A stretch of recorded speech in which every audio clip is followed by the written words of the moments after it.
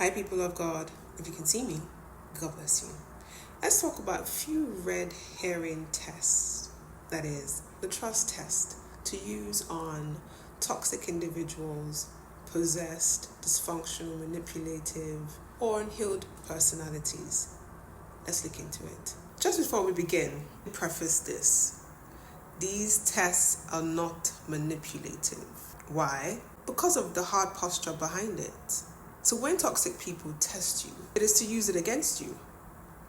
These tests are to protect you. Let's start off with the vulnerability test. So share something small or personal.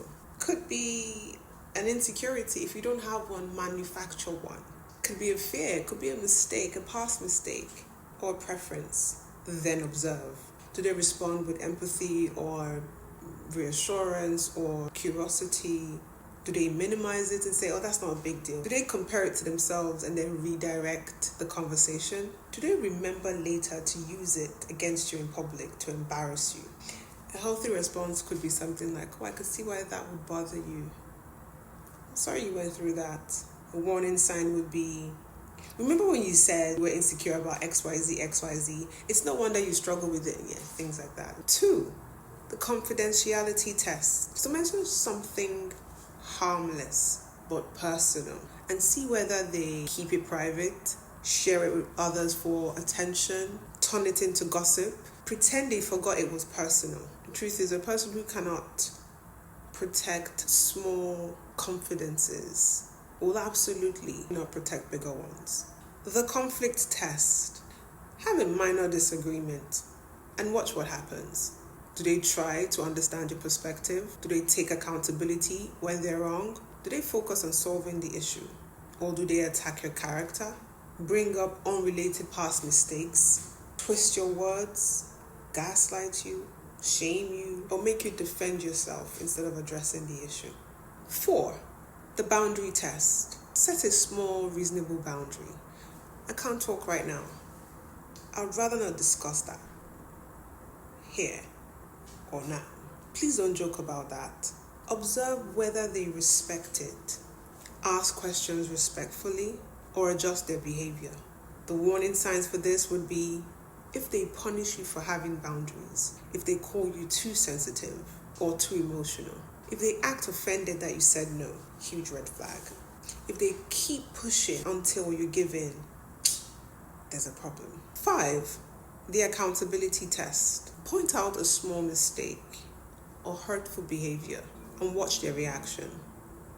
Healthy reactions should be something like, you're right, I didn't realize that.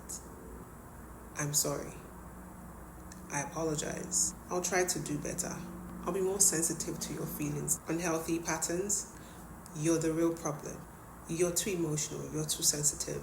I only did that because you did XYZ. Everyone agrees with me. These are all defensive. There's no accountability in any of these statements. 6, the joke test. Pay attention to their type of humor. Healthy teasing. Both people laugh. Both feel respected. It stops when one is uncomfortable. Healthy. You cross the line, you check yourself, it stops. Right? Potentially harmful jokes. They repeatedly target your insecurities or perceived insecurities. They blatantly insult you and call it humor. They enjoy your discomfort. Say, I was only joking, instead of apologizing. These are the issues. The success test. Share good news, a personal achievement, a compliment you receive, something you're excited about, whatever makes you happy. Observe whether they celebrate you, ask questions, encourage you, or do they immediately undermine or diminish your achievement or whatever it is that makes you happy? Do they minimize it? Do they compete with you? Do they change the subject? Do they find a way to criticize it? That's how you know who you're dealing with. The empathy test. I forgot the number I'm on right now. Let's keep going. Share a small struggle. Healthy response, oh, that sounds difficult. They'll encourage you, some way, shape, or form, right? Warning signs, they make it about themselves. They seem entertained by your difficulties. When you think you're not watching, you can see the slight smirk come to their face. They use your struggles as evidence that you're weak. The jealousy test. So mention something positive about somebody else, anyone. A friend's success, someone's achievement, a compliment someone gave you, anything that just shifts the spotlight to somebody else. And observe.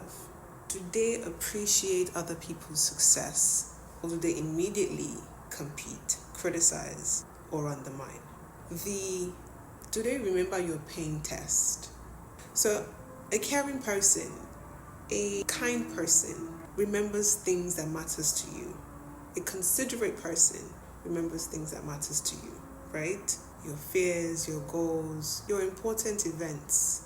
A manipulative person, a toxic person, an unhealed person may remember them too. All of it actually, but only to use them strategically later on against you. The repair test. So everyone makes mistakes, right? Right. The key question is, what happens after the harm occurs? Healthy people will listen to your point of view. They would apologize. They would change their behavior. Unhealthy people, they would deny, blame, reverse victim and offender, and repeat the same behavior again once time has passed. Lastly, the pattern test, the most important one. So don't judge someone by a bad moment. Give them time. Look for patterns. Do they make you feel safe being yourself? Can you disagree without fear? Can you say no without punishment? Do they respect your feelings even when they don't share them? Do you feel valued, or do you constantly feel like you have to prove yourself? These are questions to help you decide if it's a one-off or it's a pattern of toxicity and possibly a demonic possession. So a healthy person will value your vulnerability, will protect it even. A toxic, demonically possessed person, an unhealthy person, unhealed person will collect data on you. All the personal details you shared becomes ammunition to be used against you later on.